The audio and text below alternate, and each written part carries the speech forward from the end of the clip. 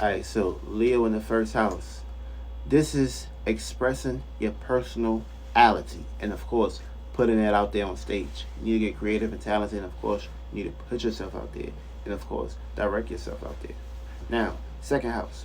This is valuing yourself when it comes to what you have to offer to this world or your creativity and your talent, of course, valuing that and, of course, putting that out there on stage. Third house. This is putting yourself into a situation of thinking about yourself, about your environment, or putting yourself out there and expressing yourself in your environment or your surroundings or who you are basically acquainted with. Fourth house.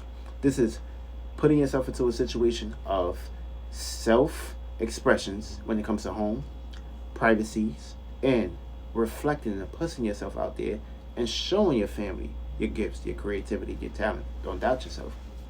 Fifth house. This is having the power and, of course, a conjunction to have what it takes to express yourself and put yourself on stage when it comes to how you creative and conductive putting yourself out there. Also, what's going to block you is how you feel about expressing yourself. You need to go ahead and put yourself out there. You're going to have a conjunction, a gift to basically show your ass. So do what you got to do.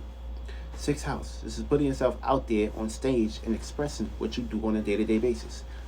And, of course, what you do every day should be expressed, especially if you're creatively invested towards it, especially if you're trying to get recognition towards it.